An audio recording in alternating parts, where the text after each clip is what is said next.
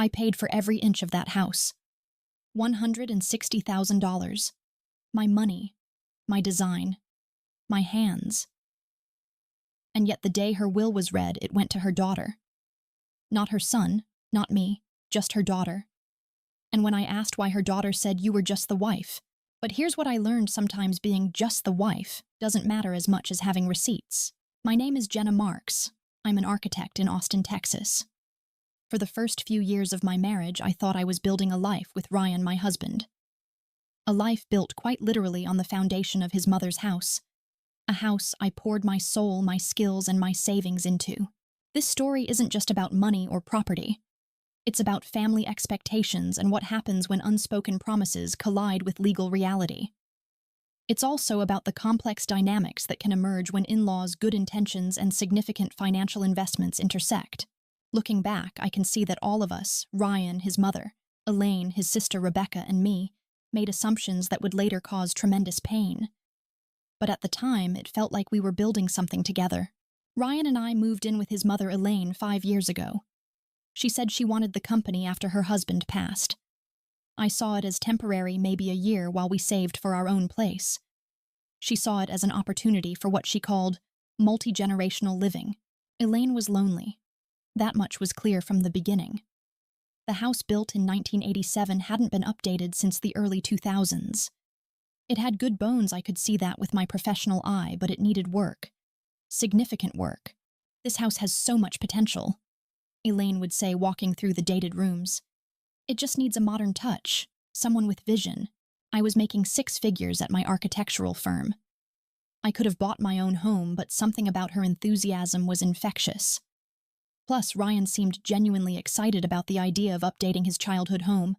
"What do you think, Jen?" he'd ask, his eyes lighting up as we discussed possibilities. Could we make this work? I started small, just sketching some ideas. But Elaine was so encouraging. She'd sit at the kitchen table while I drew, bringing me coffee and asking questions. Could we open up this wall?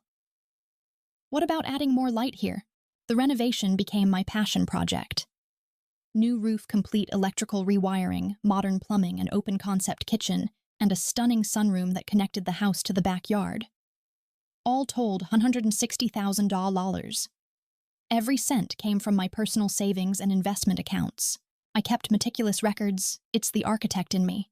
Every invoice, every bank transfer, every email exchange with contractors. Elaine was copied on most of the contractor communications, and I have dozens of emails where she refers to it as Jenna's renovation or Jenna's project. "One day this will be your home," she told me more than once, usually when we were standing in the sunroom watching the sunset. "You and Ryan deserve it after all you've done." Looking back, I realize Elaine may have seen this as securing her son's future. Perhaps she thought that by improving the house, she was ensuring Ryan would always have a place to come home to. I don't think she intended to mislead me, but intentions and legal reality are 2 very different things. To understand what happened next, you need to understand Rebecca, Elaine's daughter. She's 3 years older than Ryan, and has always been protective of her mother. Rebecca lives in Dallas, about 3 hours away, and visits maybe 4 times a year. From the beginning, Rebecca was skeptical of the renovation. "Why are you changing everything?" she'd ask during her visits. "This house has history. It has character." I tried to be understanding. This was her childhood home, after all. But her comments stung. Once she said I was gentrifying their family home. Another time she questioned whether all the updates were really necessary. Ryan was caught in the middle. He wanted to support me, but he also didn't want to cause conflict with his sister. "She'll come around," he'd say. "She just needs time to adjust." But Rebecca's concern wasn't really about the renovations. I realize now that she was worried about inheritance. She'd grown up assuming the house would eventually be split between her and Ryan. My investments changed that equation in ways none of us fully understood at the time. When Elaine got sick last winter, first what seemed like a bad cold, then pneumonia, then a series of small strokes, Rebecca started visiting more frequently. She'd drive down on weekends, and I could hear her and Elaine having long, quiet conversations behind closed doors. During one of these visits, I overheard Rebecca say, "Mom, you need to make sure your affairs are in order." At the time, I thought she was just being practical. Now I wonder what else they discussed. Elaine's death was sudden, a massive stroke in her sleep on a Tuesday night in February. Ryan found her in the morning when she didn't come down for coffee. The funeral was small but beautiful. Rebecca handled most of the arrangements, and I was grateful for that. I was grieving not just for Elaine, but for the future I thought we'd been building together. Ryan was devastated. He'd been close to his mother, and her death hit him hard. For weeks afterward, he barely spoke. I tried to be supportive while dealing with my own grief. The will reading was scheduled for 3 weeks after the funeral. I remember getting dressed that morning, wondering if I should wear something formal. It felt surreal, like we were playing parts in someone else's drama. Ryan and I sat together in the lawyer's office. Rebecca was across from us, composed and dry-eyed. The lawyer, an older man named Mr. Patterson, had apparently been handling Elaine's affairs for years.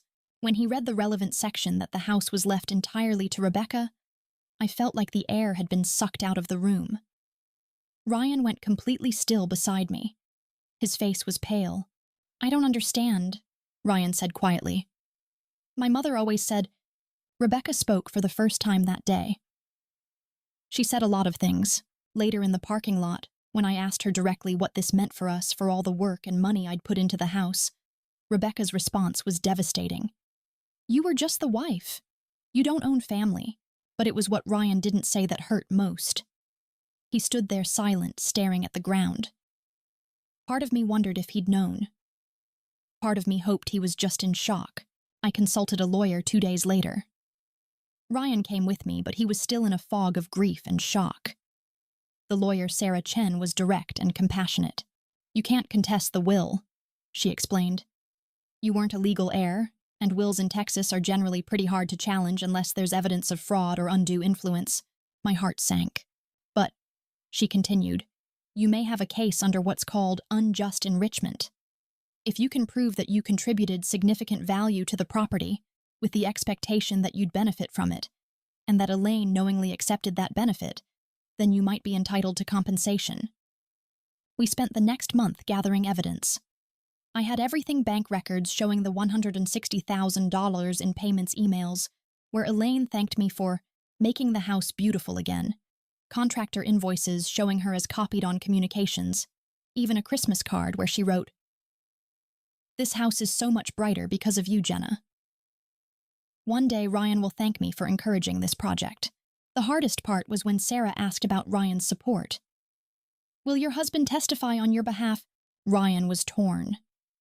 He didn't want to go against his sister, but he also knew what his mother had said to me over the years. Eventually, he agreed to provide an affidavit stating that his mother had repeatedly told both of us that the house would one day be ours. We filed the civil claim in May. Rebecca's initial response was to try to get it dismissed, arguing that my renovations were a gift and that I had no legal standing. But Judge Martinez allowed the case to proceed, saying there were sufficient questions of fact to warrant a trial. The legal process was emotionally exhausting. Rebecca hired an expensive lawyer who painted me as a gold digger who had manipulated an elderly woman. My lawyer focused on the evidence, the money trail, the communications, and the reasonable expectation that I'd been encouraged to develop. The trial lasted 6 months. During Rebecca's testimony, I learned things I hadn't known. She testified that Elaine had always planned to leave the house to her, that it had been discussed since Rebecca was a teenager.